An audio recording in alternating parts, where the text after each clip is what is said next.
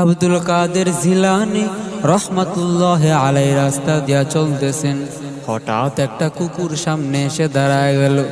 কুকুর ডাক দিয়া বলে, আব্দুল কাদের, আমার একটা প্রশ্নের জবাব দেন।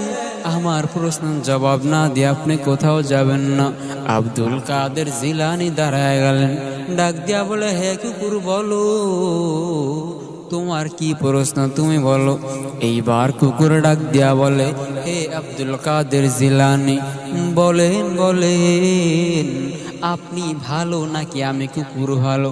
আব্দুল কাদের জিলানী বড় টেনশনে পড়ে গেলেন, মনে মনে চিন্তা করতেছেন, এখন যদি বলি হে কুকুর তুই খারাপ, আমি আব্দুল কাদের জিলানী বড় ভালো, তাহলে আমার মধ্যে অহংকার চলে আসবে।